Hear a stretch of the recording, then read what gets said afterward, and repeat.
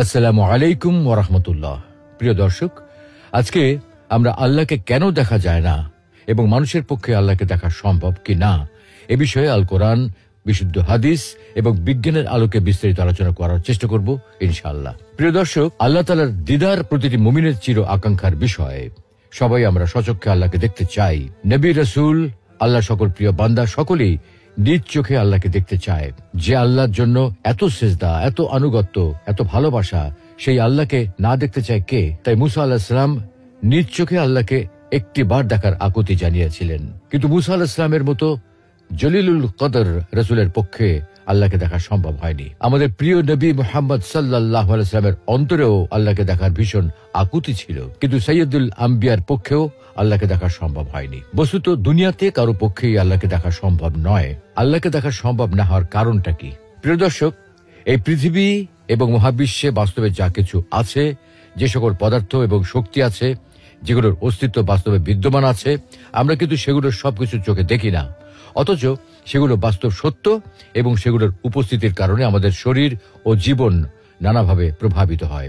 কিন্তু তারপরেও আমরা সেগুলো দেখতে পাই না, কারণ রিয়েলিটি বা বাস্তব জগৎ শুধুমাত্র আমাদের পঞ্চ ইন্দ্রিয়ের মধ্যে সীমাবদ্ধ নয়। হে যুবক ভাইয়েরা, আল্লাহকে ভয় করুন। ওই ভয়াবহ দিবসের কথা স্মরণ করুন, যেদিন আপনার জীবনে সব সুখ ও আনন্দ বিলাসকে ধূলিসাৎ করে দেবে। সেই দিনের কথা স্মরণ করুন, যেদিন আপনি হবে নির্জন কবরের একা বাসিন্দা। সেদিনের কথা স্মরণ করুন, যেদিন আপনার সন্তান সন্ততি, স্ত্রী, পরিবার, আত্মীয় স্বজন, পাড়া প্রতিবেশী, ধন সম্পদ, বন্ধু বান্ধব সবকিছু থেকে আপনি বিচ্ছিন্ন হয়ে যাবেন। কবরের সংকীর্ণতা ও ঘুটঘুটে অন্ধকারের কথা কি আপনার একবারও মনে পড়ে না? কবরের বিভীষিকাময় ও ভয়ঙ্কর অবস্থা কি আপনার স্মরণ হয় না? কবরের শাস্তির ভয় কি আপনার অন্তরাত্মা প্রকম্পিত হয় না? মুনকার নাকির ফেরেশতার দয় প্রশ্নের সঠিক জবাব কি আপনি দিতে পারবেন? একথা একবারও কি ভেবেছেন? অনুরূপভাবে কবরের অপুরন্ত সুখ ও অনাবিল শান্তির কথা কখনো কি আপনার হৃদয়ে পটে জাগ্রত হয় না? তাই বলছি, হে যুবক ভাইয়েরা, আর দেরি না করে দ্রুত ছুটে আসুন মহান আল্লাহ রাব্বুল আলামিনের বিশাল ক্ষমার দিকে, মহান আল্লাহ রাব্বুল আলামিনের রহমতের দিকে, মহান আল্লাহ রাব্বুল আলামিনের অনুগ্রহের দিকে। মহান আল্লাহ রাব্বুল আলামিন আপনাদেরকে বলছেন, তবু কি তারা আল্লাহর কাছে তওবা করবে না এবং তার কাছে মাপ চাইবে না? আল্লাহ অত্যন্ত ক্ষমাশীল ও করুণাময়।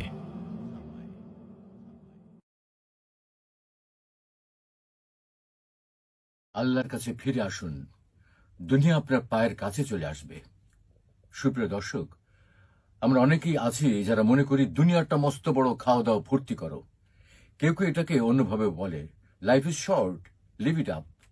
জীবন ক্ষণিকের, তাই দুশ্চিন্তা করে লাভ কি, যত পারো এনজয় করো। আবার কেউ কেউ বলে, দুনিয়া কা মজা লে লো, দুনিয়া তোমারা হ্যায়। এই দুনিয়া যত পারো ভোগ করো, এটা শুধুই তোমার। এই শ্রেণীর মানুষ যেভাবে পারে কামাই করে, হালাল হারামের কোনো বাছবিচার করে না, যেভাবে পারে আনন্দ ফুর্তি করে, মদ, নারী, নেশা, যৌনতা সবকিছুর মাধ্যমে জীবনটাকে উপভোগের চেষ্টা করে। এই মানুষগুলো একসময় এনজয় করতে করতে, ফুর্তি করতে করতে অবশেষে ক্লান্ত হয়ে যায়। তখন তাদের কাছে নেশা, যৌনতা যথেষ্ট মনে হয় না। মনে হয় যদি আরো কিছু করতে পারতাম। তাই তারা কি করবে ভেবে কুল পায় না। গুনাহগার মানুষ যখন এভাবে ভাবতে থাকে, তখন শয়তান তাকে আরো নিরাশ করে, কারণ হতাশাই হলো ইবলিসের পাঠশালার প্রথম অধ্যায়।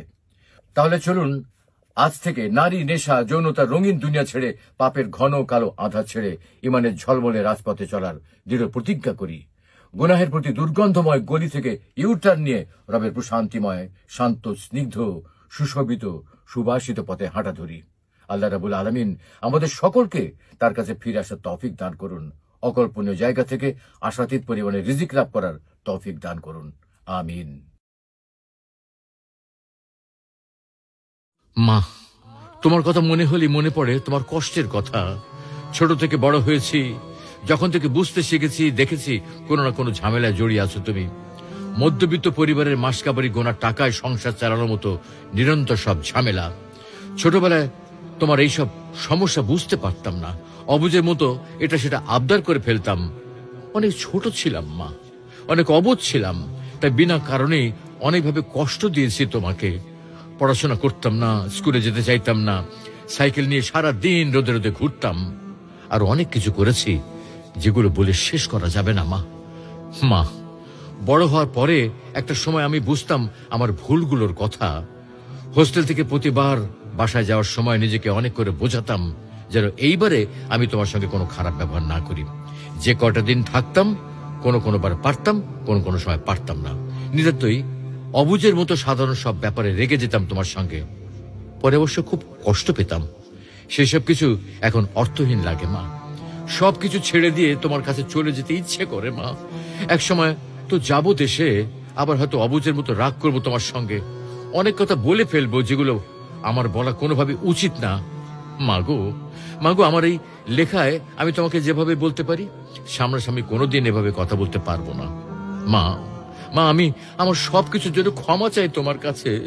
যা করেছি তোমার সঙ্গে তার জন্যে, যা হয়তো ভবিষ্যতে করতে পারি তার জন্যও। মৃত্যুর সময় শয়তান মানুষকে কি বলে? প্রিয় দর্শক, শয়তান বনি আদমের দিন ও ঈমান সহ সর্বক্ষেত্রে আল্লাহর কাছে চ্যালেঞ্জ করে আসা এক প্রকাশ্য শত্রু। সে প্রতি মুহূর্তে বনি আদমকে পথভ্রষ্ট করার ষড়যন্ত্রে লিপ্ত আছে। সে তার কার্যক্রম পরিচালনার জন্য মানুষের গাফিলতি, অসচেতনতা, বিপদ আপদ, দুর্যোগ ও দুর্বল মুহূর্তগুলোকে কাজে লাগায়। সুতরাং মৃত্যুর মতো কঠিন ও বিভীষিকাময় মুহূর্তে সে তাকে পথভ্রষ্ট করার প্রাণান্তকর চেষ্টা করবে, তা খুবই স্বাভাবিক। মৃত্যুর পর যেহেতু মানুষকে আর কোনো ধোঁকা দেওয়ার সুযোগ থাকে না, তাই এই সময় শয়তান সর্বশক্তি নিয়োগ করে মানুষকে ঈমান হারা করার চেষ্টা করে। কোন বুজুর্গ বলেন, জান কবজের সময় শয়তান মৃত্যু পথযাত্রীকে সম্বোধন করে বলে, তুমি যদি এই যন্ত্রণা থেকে মুক্তি পেতে চাও তবে ইসলাম ধর্ম পরিত্যাগ করে দুইজন খোদার অস্তিত্ব স্বীকার করে নাও। অন্য এক বুজুর্গ বলেন, জান কবজের সময় মুমূর্ষু ব্যক্তি হৃৎপিণ্ডের যন্ত্রণা কাতর ও অস্থির হয়ে যায়। তখন সে পানির তৃষ্ণা অনুভব করে, খুব পিপাসা অনুভব করে। এমন সময় মানুষ যখন পিপাসা ছটফট করতে থাকে, তখন শয়তান এক পেয়ালা শীতল পানি নিয়ে উপস্থিত হয় এবং পেয়ালাটি আন্দোলিত করতে থাকে। অধিকাংশ সময় পিপাসায় কাতর ব্যক্তি ভুলবশত শয়তানের নিকট পানি চায়। উত্তরে শয়তান বলে, তুমি যদি বলো এই বিশ্ব জগতের কোনো প্রতিপালক নেই, তাহলে তোমাকে আমি এই পানি পান করতে দেব। এতে বান্দা যদি কোনো উত্তর না দেয়, তখন শয়তান পুনরায় তার নিকট বসে পানির পেয়ালাটা নাড়াচাড়া করতে থাকে।